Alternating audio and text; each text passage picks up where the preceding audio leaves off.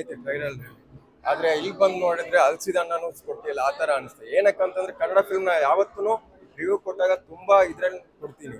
ಯಾವತ್ತು ಕನ್ನಡ ಫಿಲ್ಮ್ ಒಂದು ಫಿಲ್ಮ್ ಮಾಡಕ್ ಎಷ್ಟು ಕಷ್ಟಪಟ್ಟಿರ್ತಾರೆ ಗೊತ್ತು. ನಾವೇನೋ 5 ಸೆಕೆಂಡ್ ಚೆನ್ನಾಗಿಲ್ಲ ಅಂದ್ರೆ ಫುಲ್ ಹೋಗಿರೋದು. ಹಾಗಂತ ಹೇಳ್ಬಿಟ್ಟು ಚೆನ್ನಾಗಿಲ್ಲದ್ದು ಚೆನ್ನಾಗಿದೆ ಅಂತಂದ್ರೆ ನಾವು ಜನತೆಗೆ ಮೋಸ ಮಾಡ್ದಂಗೆ. ಖಂಡಿತವಾಗ್ಲೂ ಇದು ಅದನ್ನೇ ಹೇಳ್ದೆ. ಲಾಸ್ಟ್ ಅರ್ಧ ಗಂಟೆ ಒಂದು ಹುಡುಗಿ ಸ್ವಲ್ಪ ಯಾಮಾರಿದ್ರು ಇಡೀ ಅವ್ನ ಫ್ಯಾಮಿಲಿ ಛಿದ್ರ ಆಗುತ್ತೆ ಅನ್ನೋದನ್ನ ಲಾಸ್ಟ್ ಕೊಟ್ಟಿದ್ದಾರೆ. ಲಾಸ್ಟ್ ತುಂಬಾ ಅರ್ಧ ಗಂಟೆ ಮೇಕಿಂಗು ಚೆನ್ನಾಗಿ ಮಾಡೋರೆ. ಒಂದು ಸ್ಟೋರಿ ಅದು ಒಂದು ಮೆಸೇಜ್ ಪಾಸ್ ಮಾಡಿದ್ದಾರೆ ಜನರಿಗೆ. ಆದ್ರೆ ಫಸ್ಟ್ ಇಂದ ನೀವು ಒಂದು ಲಾಸ್ಟ್ ಒಂದು 70% ನೋಡ್ಬೇಕು ಯಾವಾಗೆಲ್ಲ ಮುಗಿಯುತ್ತೆ ಅಂತ ಅನಿಸ್ತದೆ. ಯಾಕಂದ್ರೆ ದಯವಿಟ್ಟು ಸಾರಿ, ನನ್ಗೆ ಆಕ್ಚುಲಿ ಇದು ಹೇಳ್ಬೇಕಂದ್ರೆ ತುಂಬಾ ಬೇಜಾರಾಗುತ್ತೆ. ಯಾಕಂದ್ರೆ ಒಂದು ಕನ್ನಡ ಫಿಲ್ಮ್ ನ ತುಂಬಾ ಕೆಟ್ಟದಾಗಿ ಹೇಳ್ತಾ ಇದೀನಿ ಅಂತ. ಹಾಗಂತ ಹೇಳ್ಬಿಟ್ಟು ತುಂಬಾ ಚೆನ್ನಾಗಿದೆ ಅಂತ ಹೇಳಿದ್ರೆ ನಾಳೆ ಇನ್ನೊಂದು ಒಳ್ಳೆ ಫಿಲ್ಮ್ ಬಂದಾಗ್ಲು ಜನ ಒಂದ್ಸಲ ನೋಡಿ ಯಾವ್ದನ್ನ ಸುಮ್ನೆ ಹೇಳ್ತಾವ್ ಅನ್ಕೊಂಡ್ರೆ ಒಳ್ಳೆ ಫಿಲ್ಮ್ಗೂ ಹೊಡೆತ ಬೀಳ್ಬಾರ್ದು. ಕೆಲವು ಹೆಣ್ಮಕ್ಳಿಗೆ ಅಂತ ಅನ್ನೋದಕ್ಕಿಂತಲೂ ಪ್ರತಿಯೊಂದು ಹೆಣ್ಮಕ್ಳಿಗೂ ಅನ್ವಯ ಆಗುತ್ತೆ, ಅದನ್ನು ನಾನು ಹೇಳ್ತಾ ಇದ್ದೀನಿ. ಆದ್ರೆ ಫಸ್ಟ್ ಇಂದ ಕೊನೆವರೆಗೂ ಕುತ್ಕೊಳ್ಬೇಕಲ್ಲ. ಒಬ್ಬ ಮನುಷ್ಯ ಇಡೀ ಒಂದು ಸಿನಿಮಾಗ್ ಬರ್ತಾನೆ, ಇವಾಗ ಕಾಸು ವೇಸ್ಟ್ ಆಗಿದೆ ಅಂತ ಬಿಡೋ, ಒಂದು ಟಿಕೆಟ್ ದುಡ್ಡು ಹೋಯ್ತು ಅಂತ, ಆ ಟೈಮ್ ವೇಸ್ಟ್ ಆಗಿದೆ ಅಂತ ಯಾವತ್ತೂ ಫೀಲ್ ಪಡ್ಬಾರ್ದು. ಆ ಟೈಮ್ ವೇಸ್ಟ್ ಮಾಡಿತ್ತು ಅಂತ ಫೀಲ್ ಮಾಡಿದ್ರೆ ಅವ್ನು ಬೇರೆ ಯಾವ ಸಿನಿಮಾಗೂ ಹೋಗಕ್ ಇಷ್ಟಪಡಲ್ಲ. ಇದು ಸತ್ಯ ಇದು. ಯಾಕಂದ್ರೆ ಆಮೇಲೆ ಅವರು ಹೀರೋ ಆಗಿ ಮಾಡಿರೋ ಅವರ ಕ್ಯಾರೆಕ್ಟರ್, ಒಂದು ಸೈಕ್ ಕ್ಯಾರೆಕ್ಟರ್ ಇದೆಯಲ್ಲ, ಅದು ಲಾಸ್ಟ್ ಆ ಮೂಮೆಂಟ್ ಅಲ್ಲಿ ತುಂಬಾ ಚೆನ್ನಾಗಿ ತೆಗ್ದಿದ್ದಾರೆ. ಹಾಗಂತ ಫಿಲ್ಮ್ ತುಂಬಾ ಚೆನ್ನಾಗಿದೆ ಇದು ಅಂತ ಹೇಳಲ್ಲ, ಲಾಸ್ಟ್ ಮೂವ್ಮೆಂಟ್ ಮಾತ್ರ ತುಂಬಾ ಚೆನ್ನಾಗಿದೆ. ಸಿನಿಮಾದಲ್ಲಿ ಆಕ್ಚುಲಿ ನನಗೆ ತುಂಬಾ ಸಂತೋಷ ಆಯಿತು ಈ ಫಿಲ್ಮ್ ಮಾಡಿ. ಓಕೆ, ಜನರು ಇಷ್ಟಪಡ್ತಾರೆ, ನೋಡೋಣ. ನೀವೆಲ್ಲ ಇಷ್ಟಪಡ್ತಿದ್ರ, ಮತ್ತು ಎಷ್ಟು ಜನ ಬಂದಿದ್ರ, ಸಂತೋಷ ಆಗ್ತಾ ಇದೆ. ಎಷ್ಟು ಜನ ಅಭಿಮಾನಿಗಳು ಜಸ್ಟ್ ಲೈಕ್ ಮಾಡಿದ್ದಾರೆ. ಇನ್ನೂ ನಮಗೆ ಎಂಕರೇಜ್ ಮಾಡಿ. ಇದು ನನ್ನ ಮಾಸ್ ಕಾರ್ಡ್ ಮತ್ತು ರಿಸಲ್ಟ್. ಈ ಥರ ಎಂಕರೇಜ್ ಮಾಡ್ತಾ ಇದ್ರೆ ಇನ್ನೂ ಒಳ್ಳೆ ಸಿನಿಮಾ ಮಾಡ್ತೀನಿ.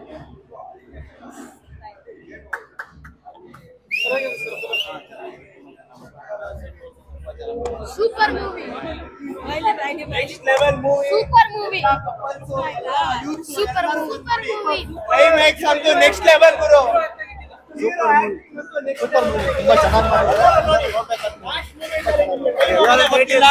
ಸಕ್ಕತ್ತಾಗಿದೆ. ಹೊಸ ಟೀಮ್ ಮಾಡಿದ್ದಾರೆ. ಯಾವ ತರ ಮಾಡಿದ್ದಾರೆ ಅಂದ್ರೆ ಎಲ್ಲೂ ಬೋರ್ ಅನ್ಸಲ್ಲ ನಿಮ್ಗೆ. ಎಲ್ಲರೂ ನೋಡಿ, ಟ್ರೈಲರ್ ನೋಡಿ ಫಸ್ಟ್, ಸಿನಿಮಾ ನೋಡಿ. ರಿಲೀಸ್ ಆಗಿದೆ, ಎಲ್ಲರೂ ನೋಡಿ. ಕನ್ನಡ ಸಿನಿಮಾಗೆ ಒಂದು ಹ್ಯಾಟ್ಸ್ ಆಫ್. ಕನ್ನಡ ಸಿನಿಮಾಗೆ ಒಂದು ದೊಡ್ಡ ಸ್ಟಾರ್ಟ್ಅಪ್ ಆಗಿದೆ. ಎಲ್ಲರೂ ಬನ್ನಿ, ಕನ್ನಡ ಸಿನಿಮಾ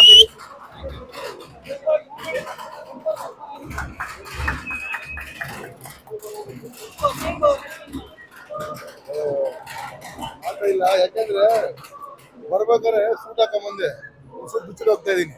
ಲೈಫಲ್ಲಿ ಸೂಟ್ ಹಾಕ್ಬಾರ್ದು ಅನ್ಸ್ಬಿಡ್ತೀನಿ. ಬಟ್ ಬಹಳ ಅದ್ಭುತವಾಗಿತ್ತು. ಸೆಕೆಂಡ್ ಹಾಫ್ ಮಾತ್ರ ಟೈಮ್ ಹೋಗೋದೇ ಗೊತ್ತಾಗಲ್ಲ.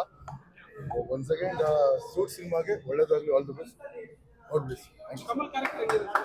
Super sir. ಸೈಕೋಪಾತ್ ಸರ್, ಪಕ್ಕಾ ಸೈಕೋಪಾತ್. ಅದು ಕ್ಯಾರೆಕ್ಟರ್ ಅದೇ ಅನ್ಕೊಂಡೆ, ಯಾಕೆ ಹಿಂಗೆ ಹಾಕ್ಬಿಟ್ರು ಅಂತ.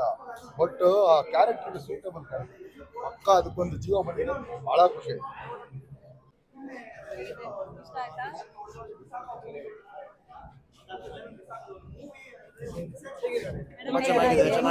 ಚೆನ್ನಾಗಿದೆ. ಸೆಕೆಂಡ್ ಹಾಫ್ ಅಂತೂ super. I like very much. ತುಂಬಾ ಚೆನ್ನಾಗಿದೆ.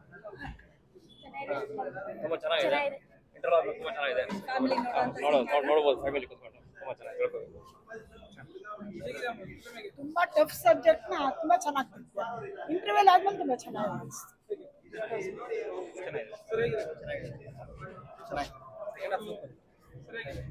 ಚೆನ್ನಾಗಿದೆ.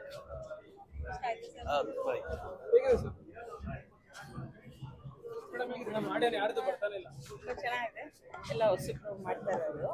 ಎಲ್ಲ ಫಿಲಮ್ ಸ್ವಲ್ಪ ಹೊಸಬ್ರಿಗೆ ಎಲ್ಲರೂ ಪ್ರೋತ್ಸಾಹ ಮಾಡಬೇಕು. ಇವಾಗಿರೋ industries it's good. Family oriented cinema ತುಂಬಾ ಖುಷಿ ಇದೆ. ಚೆನ್ನಾಗಿದೆ. ಹೇಳೋ ಅವಶ್ಯಕತೆ ಇಲ್ಲ.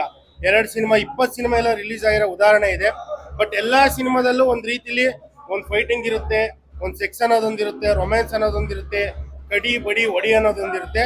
ಬಟ್ ಈ ಒಂದು ದ ಸೂಟ್ ಅನ್ನೋ ಒಂದು ಸಿನಿಮಾದಲ್ಲಿ ಒಂದು ಸೂಟು ಅತಿಥಿ ದೇವೋಭವ ಅಂತ ಒಂದೇ ಒಂದು ಟೈಟ್ಲ್ ಇಟ್ಕೊಂಡು ನಿಜವಾಗ್ಲೂ ಈ ಸಿನಿಮಾನ ಯಾವ ರೀತಿ ಮಾಡಿದ್ದಾರೆ ಅಂತಂದ್ರೆ, ಇವತ್ತು ನಾವು ಒಂದು ಗಂಡು ಹೆಣ್ಣಿನ ನಡುವೆ ಬರುವಂತ ಪ್ರೀತಿ ಮಾತ್ರ ಪ್ರೀತಿ ಅಲ್ಲ, ಒಬ್ಬ ವ್ಯಕ್ತಿ ಇನ್ನೊಬ್ಬ ವ್ಯಕ್ತಿ ಮೇಲೆ ಎಷ್ಟು ನಂಬಿಕೆ ಇಟ್ಟಿರ್ತಾನೋ, ಎಷ್ಟು ಪ್ರೀತಿ ಇಟ್ಟಿರ್ತಾನೋ, ಅದೇ ವ್ಯಕ್ತಿಯಿಂದ ತಮ್ಗೇನಾದ್ರು ಒಂದು ಮೋಸ ಆದಾಗ, ಒಂದು ಅರಟ ಆದಾಗ ಅದರಿಂದ ಆಗುವಂತ ಒಂದು ಬದಲಾವಣೆ ಇದೆಯಲ್ಲ, ಮನುಷ್ಯನ ಬದಲಾವಣೆ, ಆ ಬದಲಾವಣೆ ಎಂತ ಒಳ್ಳೆ ಮನುಷ್ಯನಾದ್ರೂ ಕೂಡ ಒಂದು ಕೆಟ್ಟ ರೀತಿಗೆ ತರುತ್ತೆ. ಈ ಸಿನಿಮಾದಲ್ಲಿ ಹೀರೋ ಸ್ಟಾರ್ಟಿಂಗ್ ಎಷ್ಟು ಒಳ್ಳೆ ತಂದಲ್ಲಿ ತೋರಿಸ್ಕೊಂಡ್ರು, ಬಟ್ ಕೊನೆಗೆ ಅವ್ರದ್ದು ವಿಕೃತಿ ನಾವು ನೋಡ್ತೀವಿ. ಹಾಗಂತ ಪಾತ್ರ ಕೆಟ್ಟದಂತಲ್ಲ, ಅವ್ರ ತಾಯಿಯಿಂದ ನೋವಾಗಿ ಆಗಿರೋಂಥ ಒಂದು ನೋವಾಗಿರ್ಬೋದು, ಅವ್ರ ಹೆಂಡತಿಯಿಂದ ಆಗಿರೋಂಥ ಒಂದು ನೋವಾಗಿರ್ಬೋದು, ಬಟ್ ಆ ನೋವು ಆ ಪಾತ್ರವನ್ನೇ ಬದಲಾಯಿಸುವಂತ ಚಿತ್ರಣ ಈ ಸಿನಿಮಾದಲ್ಲಿದೆ. ನಿಜವಾಗ್ಲೂ ಕನ್ನಡಿಗರು, ನಿಜವಾಗ್ಲೂ ನೀವು ಕನ್ನಡಿಗರಾಗಿದ್ರೆ ಎಂತೆಂಥದೋ ಸಿನಿಮಾ ಬರ್ತವೆ, ಹಂಗಂತ ನಾನು ಎಲ್ಲ ಸಿನಿಮಾ ಕೆಟ್ಟದು ಅಂತ ಹೇಳಲ್ಲ. ಪ್ರತಿಯೊಂದು ಸಿನಿಮಾನು ಒಳ್ಳೇದೇನೆ. ಪ್ರತಿಯೊಬ್ಬ ನಿರ್ದೇಶಕನು ಕತೆ ಬರೆಯಬೇಕಾರೆ ಇದು ನನ್ನ ಸಿನಿಮಾ, ಇದು ನಮ್ಮ ಸಿನಿಮಾ, ಇದು ಚೆನ್ನಾಗಿ ಬರುತ್ತೆ ಅಂತಾನೆ ಬರೆಯೋದು. ಅದೇ ರೀತಿ ಕೂಡ ಇವರು ಒಂದು ಸಿನಿಮಾ ಮಾಡಿದ್ದಾರೆ, ದ ಸೂಟ್ ಅಂತ. ಒಂದೇ ಒಂದ್ಸಲ ನೀವೆಲ್ಲ ಸಂಜೆ ಆದ ತಕ್ಷಣ 150 ರೂಪಾಯಿ, 160 ರೂಪಾಯಿ, 200 ರೂಪಾಯಿ ಒಂದು ಕ್ವಾರ್ಟರ್ ಎಣ್ಣೆಗೆ ಆ ಕಬಾಬ್ ಖರ್ಚು ಮಾಡ್ತೀರಾ. ಬರೀ 110 ರೂಪಾಯಿ, 120 ರೂಪಾಯಿ ಕೊಟ್ಟು ಟಿಕೆಟ್ ಕೊಟ್ಟು ಈ ಸಿನಿಮಾ ನೋಡಿ. ನಿಜವಾಗ್ಲೂ ನೀವು ಕೊಡೋ 110 ರೂಪಾಯಿ ನಿಮ್ಗೆ ವಾಪಸ್ ಬರುತ್ತೆ. ಈ ಸಿನಿಮಾ ನೋಡಿ. ಇವತ್ತೇನು ಇದು ಕಡಿಮೆ ಬಜೆಟ್ ತುಂಬಾ ಕೋಟ್ಯಾಂತರ ರೂಪಾಯಿ ಯಾಕೆ ಮಾಡಿದಾರೆ ಅಂತ ನಾನು ಹೇಳ್ತಿಲ್ಲ, ಬಟ್ ಇಂಥ ಪಾತ್ರಗಳು, ಇಂಥ ನಿರ್ದೇಶಕರು ಇನ್ನೂ ಮತ್ತೆ ಕೆಲವೊಂದು ಸಿನಿಮಾ ಮಾಡಬೇಕು. ಇವತ್ತು ಗಾಂಧಿನಗರದಲ್ಲಿ ಲಕ್ಷಾಂತರ ರೂಪಾಯಿ ಖರ್ಚು ಮಾಡಿ ಇವತ್ತು ಸಿನಿಮಾ ರಿಲೀಸ್ ಮಾಡಿದ್ದಾರೆ. ನೆಕ್ಸ್ಟ್ ಯಾವುದೇ ಕಾರಣಕ್ಕೂ ಈ ಸಿನಿಮಾ ಮಾಡಬಾರ್ದು ಅಂತ ಅವ್ರ ಮನಸ್ಸಲ್ಲಿ ಬರಬಾರ್ದು. ಒಂದು ಒಳ್ಳೆ ಕತೆ ಕೊಟ್ಟಿದ್ದಾರೆ ಕರ್ನಾಟಕಕ್ಕೆ. ನಮಸ್ಕಾರ, ನಾನು ನಿಮ್ಮ ಪ್ರೀತಿಯ ಭೀಷ್ಮರಾಮಯ್ಯ, ದ ಸೂಟ್ ಸಿನಿಮಾದ ಪ್ರಮುಖ ಪಾತ್ರಧಾರಿಗಳಲ್ಲಿ ಒಬ್ಬ. ಇವತ್ತು ನೀವೊಂದು ಸಿನಿಮಾನ ನೋಡಿದೀರಾ. ಇಲ್ಲಿ ಬಂದಂತ ಸಾಕಷ್ಟು ಪ್ರೇಕ್ಷಕರು ಈ ಸಿನಿಮಾನ ನೋಡಿದ್ರು, ಬಹಳ ಎಂಜಾಯ್ ಮಾಡಿದ್ರು, ಬಹಳ ಎಂಜಾಯ್ ಮಾಡಿದ್ರು. ನನಗಂತೂ ನಿಜವಾಗ್ಲೂ ಮನಸ್ಸು ತುಂಬಿ ಖುಷಿಯಿಂದ ಹೊರಹೊಮ್ತಾ ಇದೆ. ದಯವಿಟ್ಟು ಕರ್ನಾಟಕದಲ್ಲಿರುವಂತ ಎಲ್ಲ ಜನತೆ ಈ ಸಿನಿಮಾವನ್ನ ನೋಡ್ಬೇಕು. ಯಾಕಂದ್ರೆ ಇದು ಹೊಸಬರ ಸಿನಿಮಾ, ಕಂಟೆಂಟೇ ಹೀರೋ. ಗಾಂಧಿನಗರದಲ್ಲಿ ಇವತ್ತು ಕಟೌಟ್ ಕೂಡ ಕಂಟೆಂಟ್ ಬಿದ್ದಿರೋದು, ಸೂಟ್ ಬಿದ್ದಿದೆ. ದಯವಿಟ್ಟು ಇದೊಂದು ಕ್ರಿಯಾತ್ಮಕವಾದಂತ ಸಿನಿಮಾ, ಬಹಳ ಅದ್ಭುತವಾದಂತ ಸಿನಿಮಾ. ನೀವು ನೋಡಿಲ್ಲ ಅಂದ್ರೆ ದಯವಿಟ್ಟು ಒಂದು ಮಿಸ್ ಮಾಡ್ಕೋತೀರಾ, ಜೀವನದಲ್ಲಿ ಏನೋ ಒಂದನ್ನ ಮಿಸ್ ಮಾಡ್ಕೋತೀರಾ.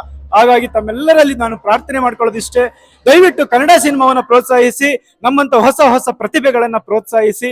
ನಿರ್ದೇಶಕರು ಭಗತ್ ರಾಜ್ ಅವರು ಬಹಳ ಅದ್ಭುತವಾಗಿ ಸಿನಿಮಾವನ್ನ ಮಾಡಿದ್ದಾರೆ. ಅಷ್ಟೇ ಪರಿಪಕ್ವವಾದಂತ ಅಭಿನಯವನ್ನ ಎಲ್ಲಾ ಕಲಾವಿದರು ಮಾಡಿದ್ದಾರೆ. ಅದರಲ್ಲಿ ನಾನು ಸಹ ಒಬ್ಬ ಬಹಳ ಮುಖ್ಯವಾದಂತ ಪಾತ್ರಧಾರಿಯಲ್ಲಿ ನಾನು ಒಂದು ಮಾಡಿರೋದು ನನಗೆ ಬಹಳ ಹೆಮ್ಮೆ ಇದೆ.